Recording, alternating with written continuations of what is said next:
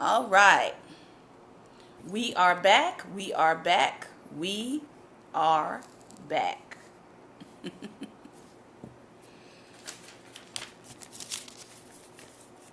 We are back. We are back. Thank you for coming right back in. Getting my tools together here.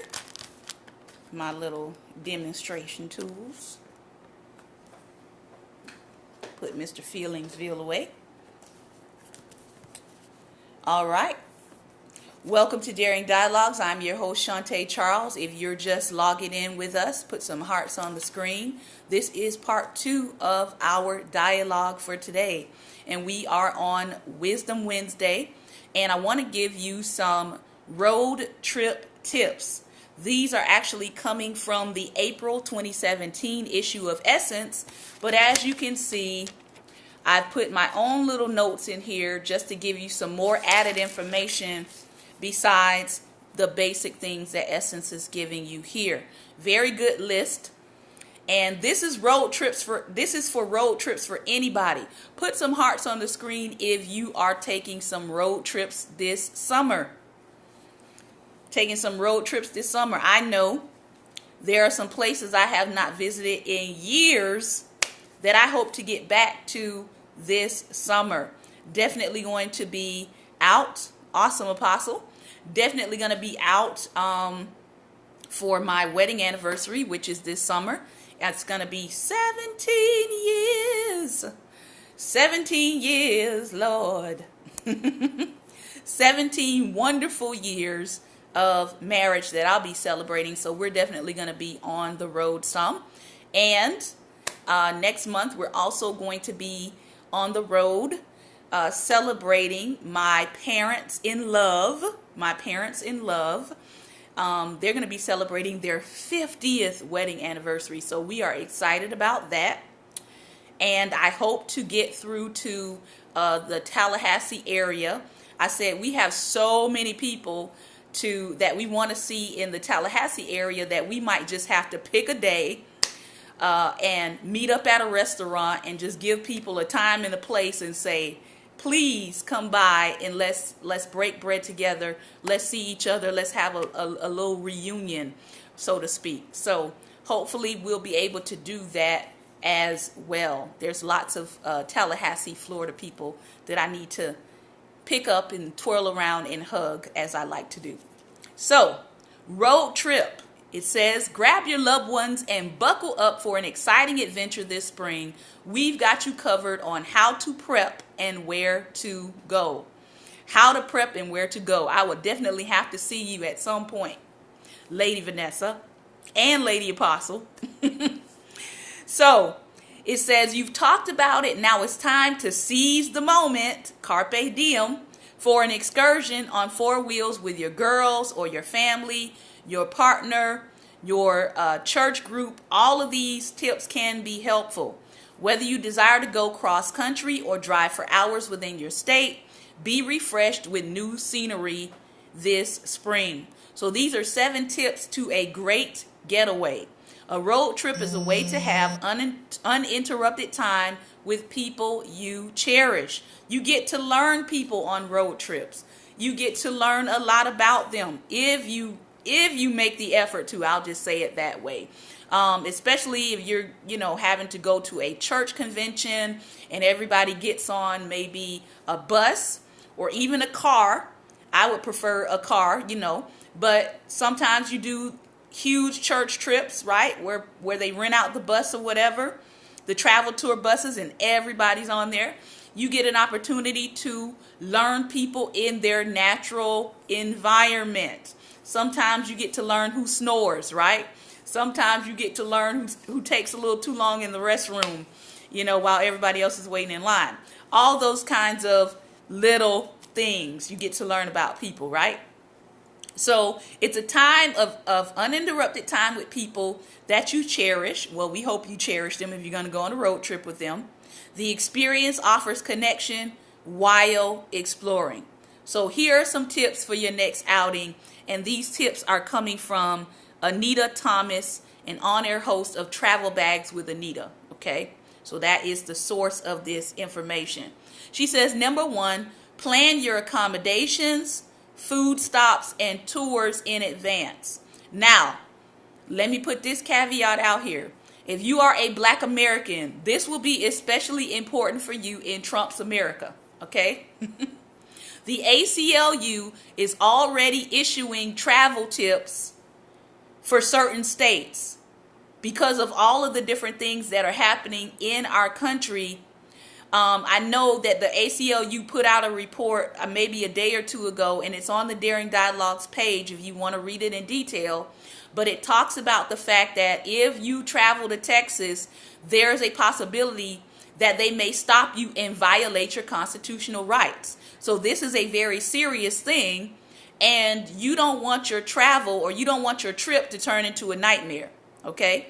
So a part of your trip not turning into a nightmare is paying attention to the states and to the cities where these alerts are being given. So you make sure you don't get caught up in what is happening in terms of what's happening on the governmental level, all right? So one way you can do that is you can plan your accommodations, you can plan your food stops, and you can plan your tours in advance. All you have to do is get out your location, where you plan to go, plug it into your GPS now, and take a look at your road route. Take a look at the roads that you're going to be taking. And then all you have to do is really click on some of the gas stops and some of the food stops in advance. Some of the places you plan on going in advance. Make sure you've got a route for where you're going to go. I know one of the things that I experienced, and we experienced on the road traveling between Florida back up to Virginia, is there were a lot of small towns that we stopped into that had a personal problem with Black Americans. And so you can imagine being on the road, stopping at a gas station and needing to use the restroom, and continually stopping at gas stations that says, sorry, our restroom is not public, or sorry, our restroom is broken, and then you see somebody go into that same restroom after you. So unfortunately, because of the time that we live in, these are things that you're going to have to be thinking about as you are traveling. So use your GPS. Find places along your route, right, that you can depend on, that is not, definitely not a small town that you have to stop in. Try to stop into or make your stops in major cities. Okay? Now there is an app called Black Trade Lines. Somebody type that on the screen. Black Trade Lines. Okay? And this is an app that you can use as an African American, so that as you're passing through towns, and that it can actually tell you what may be some businesses that you can patronize as you're traveling, and that you might be able to stop in where you're not going to be harassed. Because no, there's nothing worse than going on a road trip, thank you, Pastor Ben, and finding yourself harassed while you're trying to get to the place that you need to go. Okay? Number two, which leads into number two, make sure if you're traveling several states across that you know the state laws there for your driving, including cell phone use. Some states, like Maryland and Virginia, okay, you're not allowed to drive and be on your cell phone if you don't have a Bluetooth. You cannot be driving at 65 miles per hour with your phone in your hand looking down at it. I know some states allow you to do that. Maryland and Virginia is not one of those. Okay? So you need to make sure that you understand what the cell phone usage laws are, because you could get pulled over for it and you might not have realized that that is the case in that particular state. All right? So review your route with GPS, Google Maps. Here's another app, Waze, W-A-Z-E, W-A-Z-E. A lot of people know about this app. It's a traffic app that allows you to see where police are in your area, or when you're coming up on Waze, W-A-Z, Z as in zebra, Z-E. Waze is the app, okay? So it's an app that allows you to see where police are in Waze, W-A-Z as in zebra, E. I know it's a funky spelling, but it's W-A-Z as in zebra, E. Waze. Waze is the app. There you go. All right. I want to make sure people have the correct spelling. Waze. It's an app that allows you to see police officers in the vicinity and people input in real time where law enforcement is. So if you're driving, somebody else who's using the app can actually put in where they saw officers at, so it keeps your traffic pattern updated as you're driving, which is really good. All right. And one of the things the Lord told me about traveling for this summer is he said, make sure you also have a physical atlas. I know that's old school, but if you get into an area, right, where your signal is not working on your phone or your GPS is not working, you might want to have an atlas for the area that you're going to, so that in case your GPS does stop working, you're not in the middle of nowhere, not knowing where you're supposed to be going. Okay. Number 3, share the complete itinerary with trusted loved ones. I added the word trusted in there. Before you depart, share your itinerary. Give estimated times of arrival. If you know you're going to see auntie, grandma, cousins, Pookie them, all of them, make sure somebody knows what your ETA is, what your expected time of arrival is, okay? That is important. Make sure they know what major road you're on. If you're taking I-95, let people know, hey, I'm taking I-95 all the way down. Here's my expected time of arrival, right? And if something changes, make sure you're communicating that as well. If you are stopped by the police, I'm going to recommend that you film it. No explanation further needed. Number 4, discuss details with fellow travelers, including budget, sleeping arrangements, designated drivers, and specific wants and needs to minimize surprise. Now, most people know if I go on a road trip with you, I have to stop every 2 to 3 hours because that is how my bladder is set up. Okay? So I know that there are people who are like, oh, we just gonna ride out for 14 hours straight and ain't nobody stopping. I won't be riding with you. I will not be riding with you. I'm sorry, but I can't do that. The way my bladder is set up, I have to stop. So that is important for me to communicate, or for me to know how you feel about stopping, because I don't want to get in the car with you and then I'm miserable on my road trip. So all of those kinds of details need to be communicated. If you are stopping overnight in several different places, who's going to sleep where? Are you getting your own separate room? Are we all having one room and, we are all bunking together and then continuing our road trip? Those kinds of things need to be discussed before you get on the road with people. All right? And of course, contribute to the trip if you can. And if you can't, you need to also make that clear with your driver and with the people you're traveling with. Contribute to the gas. Contribute to the food. If you know places where you can get discounts, or you have apps that can help with discounts on your travel, contribute. Okay? Don't leave it up in the air as a question as to whether or not you will contribute. All right, the next one, have your car serviced and pay close attention to the tires, the battery, the fluids. Bring a spare tire if you can, jumper cables, most definitely, a flashlight, a first aid kit, car manual, and phone chargers. And I also put possibly an orange cone, all right, just in case you break down on the side of the road. Also, this is something that I like to carry. I like to have a anywhere hard surface Clorox bleach sanitizing spray, because you never know what you're going to find on the road and where you stop, and you don't want to be in a position where maybe you go into a bathroom and that bathroom is filthy and it hasn't been cleaned. Ta-da! I can now help myself clean the surface and then feel safe using the restroom if I need to. All right?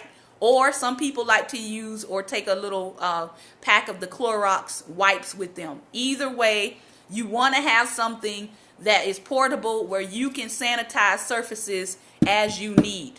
Okay?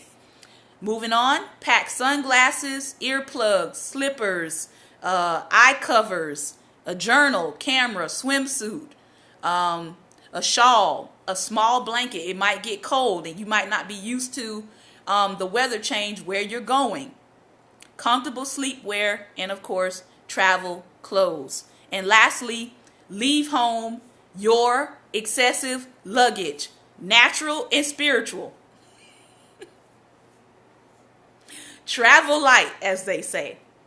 Leave home any work, any excessive luggage, any drama, and any guilt on what and who was left behind. This is your opportunity to fill your cup. This is your opportunity to rest and relax. I know far too many people who do not enjoy their vacation because they spent their vacation on the phone with people, problems, issues back home.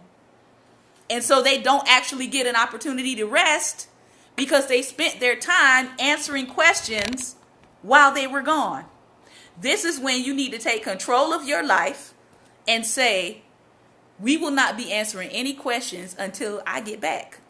This is when you need to set that, the so-and-so is on vacation and they will respond to your email once they return.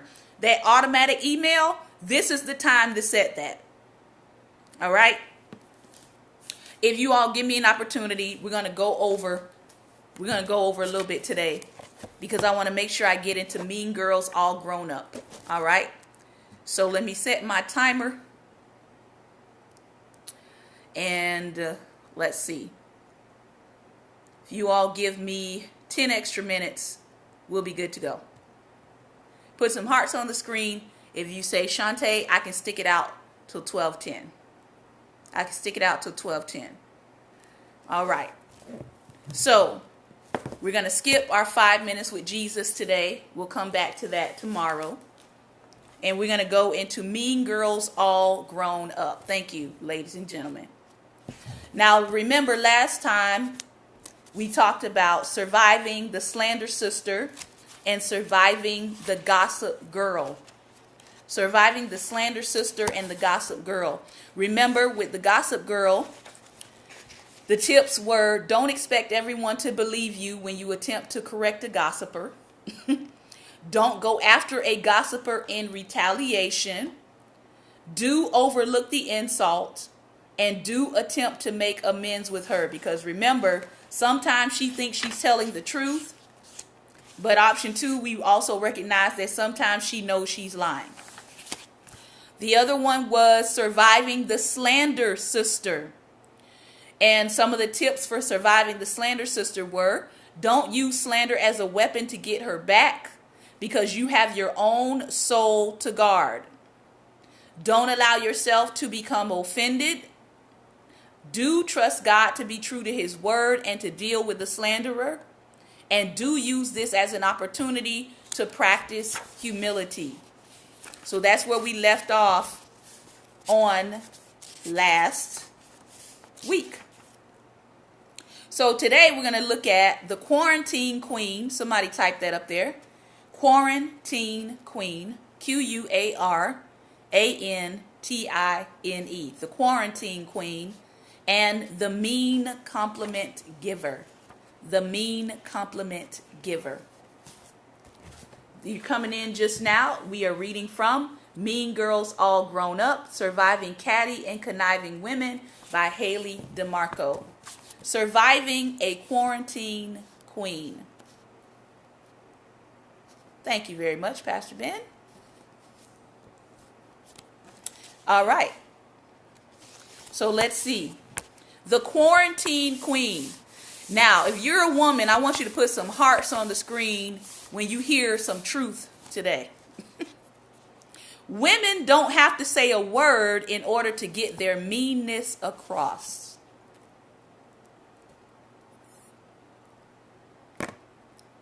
Women don't have to say a word in order to get their meanness across. Sometimes all they have to do is leave you out.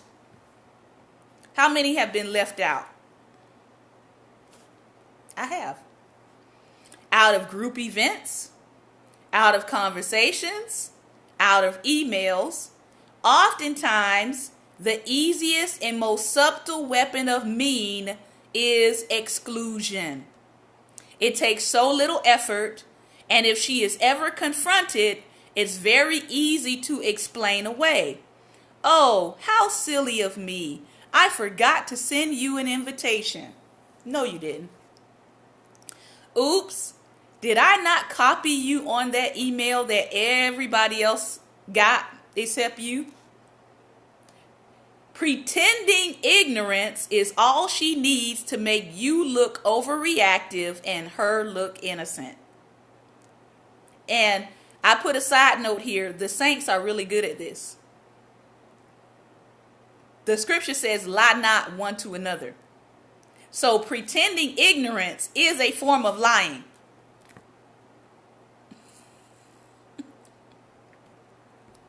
Pretending ignorance is a form of lying.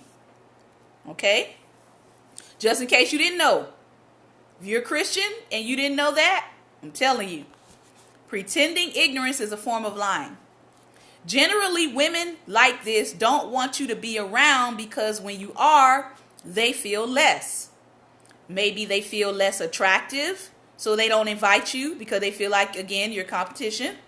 Maybe they feel less intelligent, so they don't invite you. Because if you were there, you would be holding intelligent conversation and they would feel left out because they wouldn't know how to carry on a conversation about certain subject matter.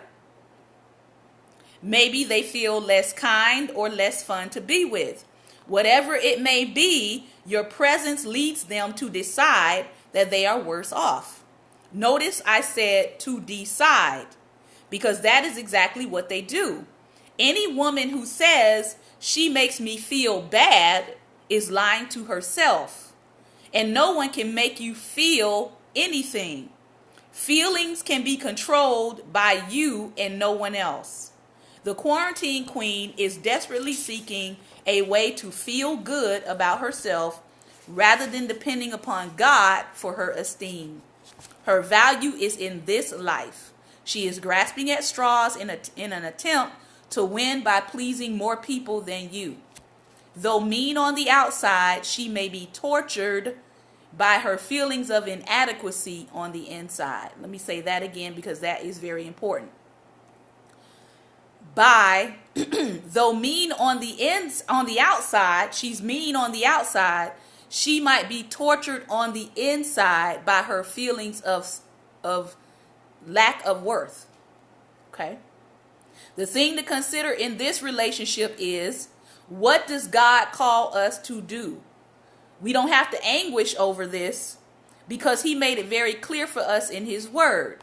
Matthew 5:44 says, "But I say to you, love your enemies and pray for those who persecute you."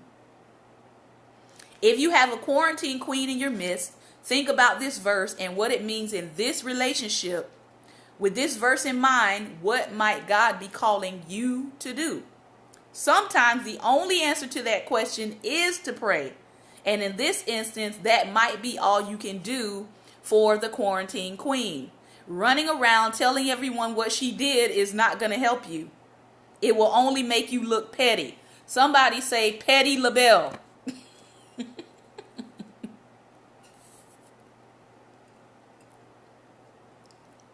Petty LaBelle, Petty Patty. Trying to tell people what the quarantine queen is doing this is very true. It's not going to help you. It will only make you seem like the petty person. Because again, the quarantine queen can pretend ignorance, even though you know and she know that she's purposefully excluding you. All right? So how do you survive this kind of personality? Number one, don't whine about being quarantined. Once you realize that is what is happening, that this person is specifically leaving you out, don't whine about it. Number two, don't figure out ways to get her back. Number three, do ask her if there's anything you've done to hurt her or offend her. Yeah, I know. Those are the conversations we don't want to have with people. But we need to have them. Because if you don't, she's going to continue to exclude you.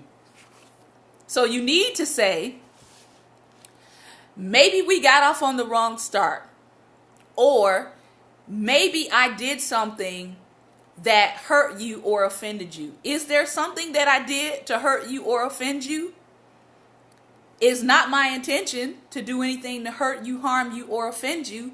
But if I did hurt you, harm you, or offend you, then I need to know, because I would like to correct it so we can move on and go on with our life. This is especially important if this is someone that you are going to have to work with, or that is in your immediate network of people, right? Maybe she's in a ministerial alliance or something with you, and this is not somebody that you're going to be escaping anytime soon. Maybe this is the person that is over the community events and affairs, and they keep excluding you. And because they keep excluding you, it is now hindering the work that you could do in the community, because they are now a roadblock to that. So it is important to get this relationship right with this person if you can. Keyword there, if you can. Do all you can to show her God's love through your actions. And here's the other piece. Try to see, or try to make sure, that there are other people who can inform you of events until you can get this relationship together with the quarantine queen. All right, we're going to the next one. The next one is the mean compliment giver. The mean compliment giver. You're so skinny, and other insults. Women compete with each other about who is fattest. Have you ever noticed that? I'm so fat today, a friend might say.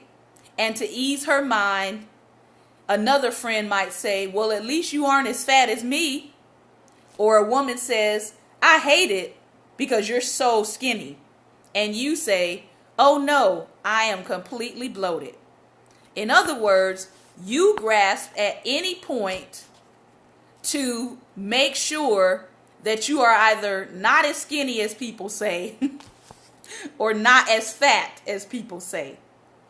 Why do we think that being the fattest necessarily makes us better? Why do we as women think that to be skinny is an insult to other women? So much so that we have to quickly deny any connection whatsoever to skinny.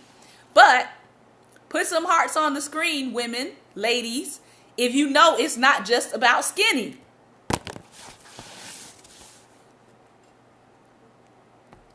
Women talk about who's fatter, who's skinny, who's bloated, who's not bloated, who's got the better hair, who's got the most fashionable outfit, who's got the bigger butt, who's got no butt, who's got a toned butt.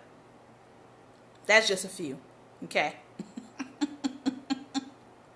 Who's got the bigger bra size? Who's got the perkier bra, breasts that fit in the bra, right?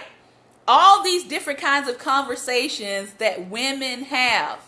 I think for me, this is probably one reason why when I go on trips, I don't like to get undressed in front of women. For a whole lot of reasons. I like to have my own space. I like to have my own restroom that I utilize to get undressed for myself. I kind of feel like the only person who needs to be looking at my goods is my husband. That's me. Some women, when they go on trips, they just start throwing stuff everywhere, and changing or whatever. This is one of those things that goes back to the issue about the road trip. Please understand these things about people, all right? So you have this phenomenon where women will say certain things to other women. I've had someone tell me before, I've had more than one woman tell me before, that they envied my gluteus maximus, right? And I'm like, well, if you do some exercises, there are actually exercises that women do that shape their posterior. You can do them. They're available for anybody to use. It's not, it's an equal opportunity exercise. But you can get to the place where you are having to downplay, right, who you are as a woman because of someone else's insecurities about their body. And you might be insecure too, but you may not have the same insecurities as another woman, right? So there's this thing where it's almost like a insult and a compliment at the same time. And that's what the author is referring to here, is this is a person who knows how to compliment you, but at the same time insult you on the back end of the compliment. All right? She says, somehow in the female world, cutting yourself down is the only acceptable response to a compliment. For example, oh, I just love your dress. A person who cuts themselves down may say, oh, well, it's not, it's not really a new dress. I got it at a thrift store. It's not necessary for us to know that you got it at a thrift store. Learn how to take the compliment. Learn how to just say thank you. You don't have to add to it. You don't have to take away from it. You don't have to downplay the compliment, right? It's as if a compliment, she says, is a hot potato that has to be dodged and denied. And it isn't just about weight. Remember a woman telling you, I love that outfit, and your response of, this old thing, it's all I could find to put on today. It's always the same. Women find themselves deflecting the compliment and cutting themselves down in order to make that person who's giving the compliment not feel so bad. In the female world, the compliment is an interesting tactic of war.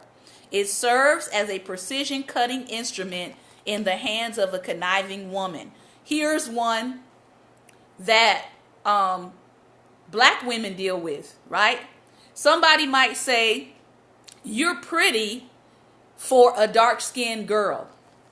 We call that colorism, right?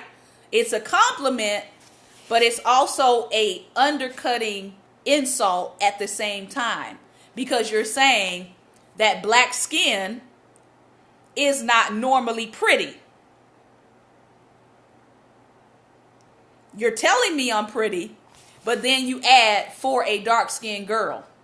So you're actually undercutting the compliment that I would have received. All right? To comprehend why women are mean, you have to understand the compliment phenomenon. When you get a compliment from a woman, your immediate response is probably to deny it. That's because you assume that now that she's pointed it out, she might be feeling inferior. So to save her from feeling any worse about herself and getting downright mean, you choose to deny the compliment. We have a natural female urge to protect the feelings of others and to keep them from hating us.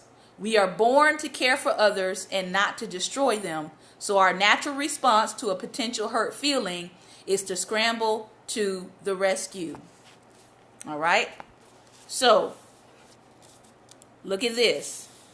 When you deny a compliment, your main goal is to protect the feelings of the giver and thus save yourself from creating another enemy. So, what do we do with the compliment giver, the mean compliment giver? Don't believe the worst and attack. Don't slam that person back. Do smile and say thank you. Do forget the thing as soon as it's over. In other words, don't hold a grudge. So how do we handle a compliment so that everyone wins? All right, and we're closing here. The best way to handle a compliment is to accept it and give it back. Somebody type that. Accept it and give it back. If you're being complimented, find something to compliment about the person who compliments you but yet tries to insert an insult. Accept the compliment, give them a compliment back. Maybe it's not in the same area, right? Simply say thank you and then give a compliment back. Other women are often afraid of confident women, so be prepared. When you say thank you, they might be shocked. But complimenting them back takes away the shock. It's hard being a confident woman. It can leave you open as a target because the mean girl will feel insecure with you around. But stand your ground. Just because she is dealing with this area of trying to find something wrong about you while trying to compliment you doesn't mean that you have to do the same thing. So if somebody compliments you and tries to slip in an insult, the best way to handle that is to accept the compliment, ignore the insult, and give a compliment back. All right? So that is my tips today for mean girls all grown up, surviving catty and conniving women. I hope that has been helpful for you. The next time you find somebody saying, girl, you look so good in that dress, but that's just not your color.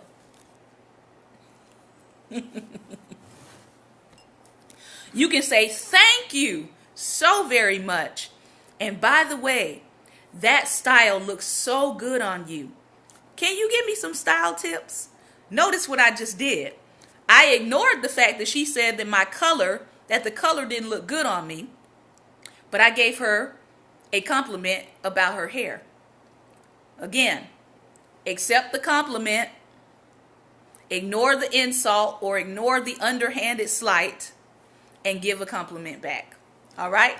This has been another segment of Daring Dialogues. I'm your host, Shantae Charles. I hope that you will join us tomorrow for Thinking Thursday, Theology Thursday. We'll be back talking about some of the principles in atheism, comparing atheism to different principles. All right? So I hope you will join us for that. And I believe that we're also going to cover another religion as well. We'll have some time to cover that.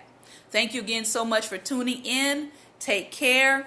Peace be with you. Have a great Wednesday. Go out and carpe diem. Seize the day.